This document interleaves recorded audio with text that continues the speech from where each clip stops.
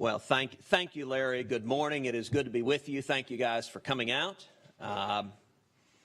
It is great to be here and part of this discussion on the 20th Annual American Democracy Conference. It was the best of times. It was the worst of times. It was the age of wisdom. It was the age of foolishness. Those are the words that Charles Dickens begins A Tale of Two Cities with.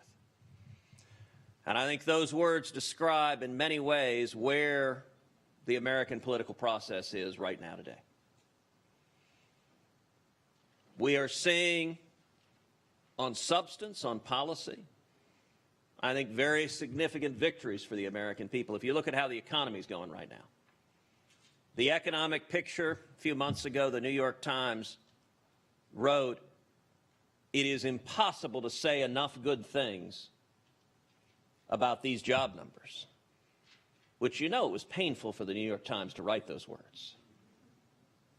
But if you look at our economic prospects right now, we've got the lowest unemployment in decades. We've got the lowest African American unemployment that's ever been recorded. We've got the lowest Hispanic unemployment that has ever been recorded. We have the lowest Asian American unemployment that's ever been recorded. We have the lowest unemployment for women in 70 years. And we have the lowest unemployment for young people in 52 years. We've got a lot of students here, a lot of young people who will be coming out of school, hopefully getting jobs. Those are encouraging times when you see the economy booming. And I believe the reason the economy is booming is as a direct result of cutting taxes and cutting job-killing regulations. On the policy side, I think we've seen very positive steps forward. When it comes to national security and foreign policy, I think we've also seen very strong steps forward. I think America today is standing more closely with our friends and allies, and we have been defeating our enemies. That is a strong position for the country to be in. At the same time, today is a deeply divided time in our country. There's an anger, there's a rage that I think isn't healthy. I think it isn't good for our country. The anger that we're seeing, we saw it in this last election, I think we'll see it in 2020. That anger and rage tearing us apart corrodes our democracy. How it plays out in the next 2 years, I don't know. We had an election where both sides were happy at some of the results. Democrats were hoping for a giant blue wave. Some Republicans were hoping for a giant red wave. And we ended up with a little bit of both. The Senate side, Republicans increased our majority from 51 to 53. At the same time, we lost the House of Representatives. I think what that's likely to yield for the next 2 years is a deeply divided and, sadly, I fear, even paralyzed Congress. In the House, I think the Democrats have unleashed some of the angriest voices on the left. I think we're going to see 2 years of investigations, of subpoenas, and we may well see impeachment. I think that anger and rage is going to have to burn out some more before we can come together and enact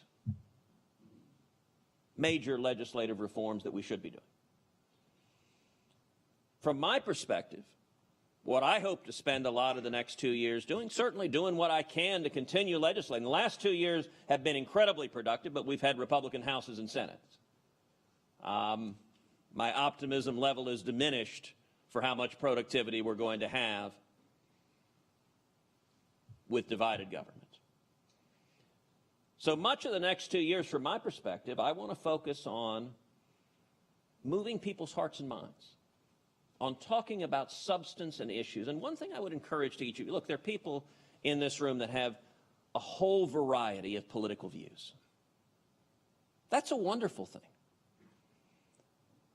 Let me encourage each of you to embrace civil discourse, to embrace discussions of ideas. You know, last year, I did 3 different CNN debates with Bernie Sanders. We did 1 on health care, 2 on tax policy. Each of those was 90 minutes long. They were town halls. In those 90-minute debates, the one we did on health care, there was more substance on health care policy in that 90-minute debate than I promise you in the entire presidential campaign. Like the presidential campaign, you have debates where everyone speaks for about 60 seconds on a topic. It is not difficult for someone to read their talking points for 60 seconds. And you get very little depth or substance in that kind of format. And one of the reasons why I was glad to do those town halls with CNN, I was glad Bernie agreed to do them, is that the debates were on issues, they were on substance, they were on what works. And we can have real, meaningful discussions about what policies are successful. You know, there's a tendency in political discourse to demonize your opponents, to caricature your opponents, to think of anyone who disagrees with you, well, they've either got to be stupid or evil. Those are the 2 options. Either they're not smart enough to know the right answer, they're just blithering morons, or even worse, they are smart enough to know the right answer, and they just want people to suffer. And if you want to see that phenomenon on full display, all you have to do is go on Twitter. And Twitter has an odd effect of sort of throwing gasoline on the fire and amplifying the extremes, where people will say bitter and nasty things on Twitter that they'd never say to an actual real live human being in front of them. But here's the real truth of it. Most people are neither stupid nor evil. Years ago, about, I don't know, 10 years ago or so, I was invited to give the commencement address at Berkeley, at their school of government. And at the time, this was long before I was elected to the Senate, I'd been Solicitor General of Texas, which is the chief lawyer for the state in front of the U.S. Supreme Court. And it was actually kind of funny how I got the invitation, which, you know, I mean, me giving a commencement at Berkeley is not a natural place you would expect to find me. And the backstory, as I understood it, was that the head of their government department looked and said, you know, gosh, every one of our speakers has been liberal Democrats over and over and over again. Maybe we should have someone from the other side of the aisle. But they didn't really know anyone from the other side of the aisle. And so, as I understand it, the head of the department called a government professor at University of Texas, figured, all right, you're in Texas, you got to know a Republican. And so he called the professor and he said, well, look, you know, the guy we had last year, I'd given the commencement address at UT's government department the year before. He said, he did an all right job. Why don't you ask him? So suddenly I get the invitation. Now, it's interesting. As I said, it was about 10 years ago. I remember it was the very dawn of Facebook. It was like right when Facebook was starting to exist. And my going there prompted protests. There was a group, I still remember, it was 93 students who formed a Facebook group protesting that the school had destroyed their education by inviting this horrible, horrible person to address them. And, you know, I thought a long time about what to say in that scenario. Now, you know, we had the protest. My wife's comment at the time was, Heidi was exactly right. She said, good God, you're not nearly important enough to protest. Like, thank you, dear. So I thought a lot about what to say, and I decided to give a speech on diversity, but intellectual diversity. And, you know, there's a lot of discussion in the academic world about diversity on everything except on ideas. And the message that I wanted to convey is, listen, don't fall into, keep the passion that many of you have right now. As I pointed out, Berkeley has a long, long tradition of active, passionate civil engagement. I said, don't let go of that passion. Don't let go of your zeal, the fire in your belly to change the world. Keep that desire. Don't just settle into middle-aged mediocrity. keep the burning desire to make a difference in your community, to make a difference in the world. But learn to engage with people understanding that someone can disagree with you, how someone can take the issue that you care most passionately about, that animates you to your bones, and someone of good intelligence and good morals and good conscience can look at that issue you care the most about and arrive upon a conclusion 180 degrees opposite of your own. How your mother could reach that position. And the point I said is, look, if you ever hope to persuade anybody, whether in law or politics or business or life, you've got to understand, you've got to take people from where they are and then treat them with civility, with decency, with respect. So I like those Bernie Sanders debates because, look, if we're talking about, if we agree that everyone wants to see people live a better life, then we can talk about what policies are most likely to produce that. And we can have a debate, for example, about are high taxes or low taxes better for people's lives? What are the results in the economy? What are the results in families? And we can talk about that and have actually an intelligent conversation. If, on the other hand, we immediately go to, you're an evil, stinking bastard, you don't tend to have many productive conversations about how to solve a problem. And so that's something I would encourage each of you is as we look at democracy, to think about democracy as designed to have conflicts. Here's an interesting point, by the way. You know, gridlock is not a bug, it's a feature.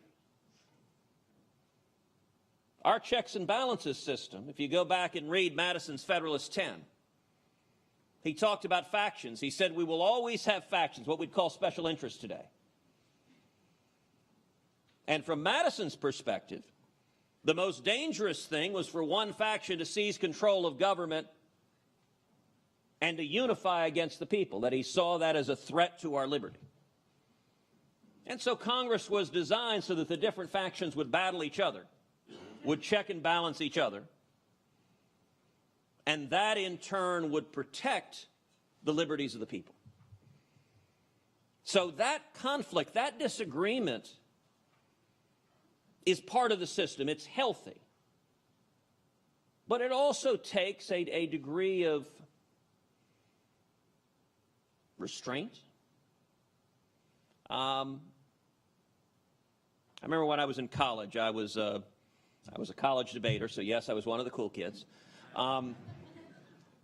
And in college, I was chairman of the Conservative Party in the Debating Society. A very good friend of mine was the leader of the Liberal Party in the Debating Society. So we would debate every week on all sorts of different topics. And, you know, we'd go have a debate, and then afterwards we'd go out, you know, I'd call him a communist, he'd call me a fascist, and we'd go get a beer. And that's actually, there's, I think, some life wisdom in that. Of don't take yourself so damn seriously.